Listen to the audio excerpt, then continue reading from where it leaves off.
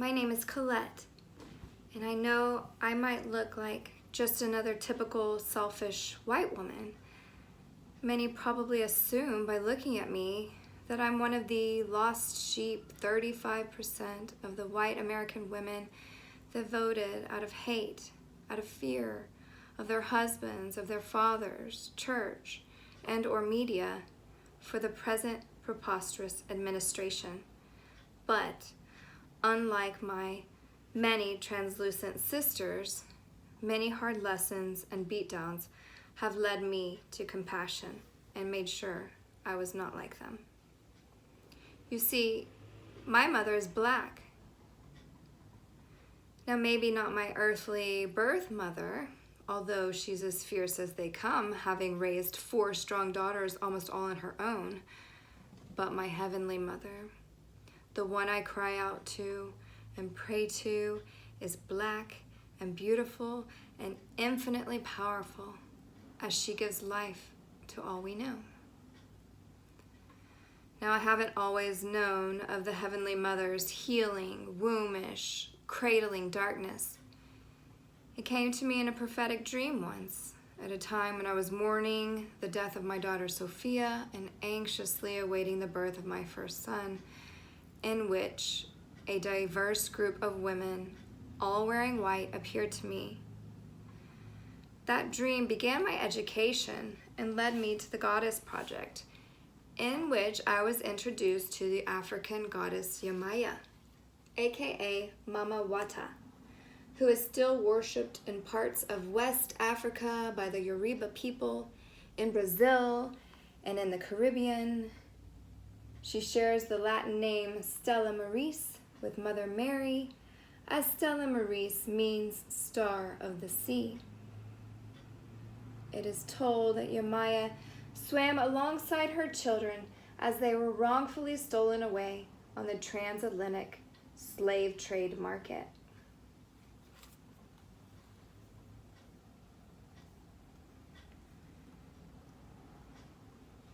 Later, in Haiti and New Orleans, her children would eventually conceal her in their paintings, calling her Erzuli Frida, sometimes clad in white skin and a Virgin Mary look. They glorified her just under the noses of ignorant European missionaries.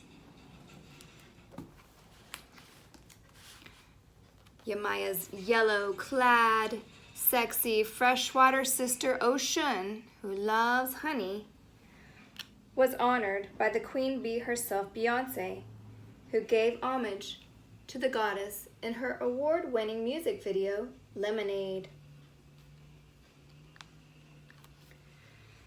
My dear friend, who modeled and brought Yamaya to the Goddess Project and into my life, shared stories of her own powerful pilgrimages to see the Black Madonna while she visited her sister in Belgium.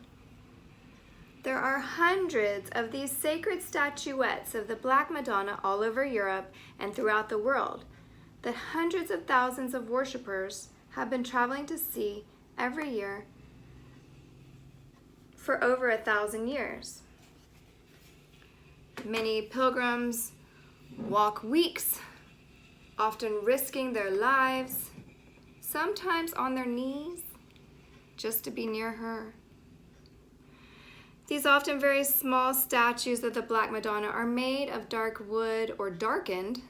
Some are actually carved out of black precious stones. They all are believed to work miracles.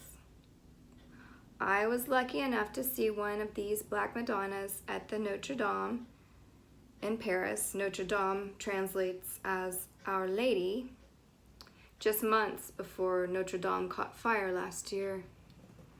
Most of these Black Madonna churches are found in Germany and France and are only a quick sail across the Black Sea to Egypt and the rest of North Africa. In Egypt, which is in Africa, still reigning for thousands of years since before Christ, is the winged, high, black queen of heaven, Isis, the Savior. She has often been depicted seated on a throne. Isis means throne, holding her royal child in her lap. Similar images of the Virgin and Child would be replicated in Christian art, mirroring Isis and her son. Isis is mentioned in texts found outside of Bethlehem, in containers with lost books of the Bible, in a powerful poem called Thunder Perfect Mind. Elaine Pagels, the professor of religion that helped translate some of these lost texts, sent me this lengthy poem upon my inquiry of the Black Madonna. Here's an excerpt. Do not be ignorant of me, for I am the first and the last. I am the honored one and the scorned one. I am the whore and the holy one. I am the wife and the virgin. I am the mother and the daughter. I am the members of my mother. I am the barren one, and many are her sons. I am the one whose image is great in Egypt. I am the one who has no image among the barbarians. I am the one who has been hated everywhere and who has been loved everywhere.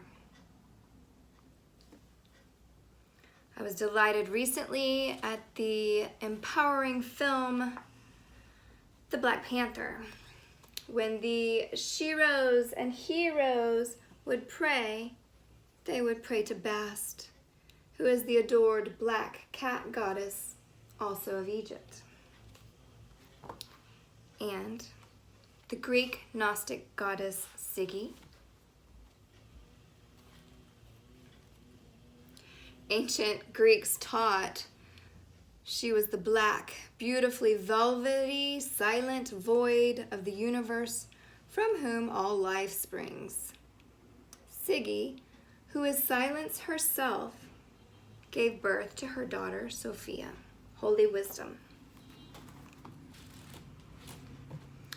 Sophia is mentioned 500 times in the Bible. She appears in the Hebrew Bible 222 times. Happy are those who find Sophia, and those who get understanding, for her income is better than any silver, and her revenue better than gold. She is more precious than jewels, and nothing you desire can compare with her. Proverbs 3:13-16. Sophia even appears in Plato's Protagoras, and Greek goddess Athena was also called Sophia.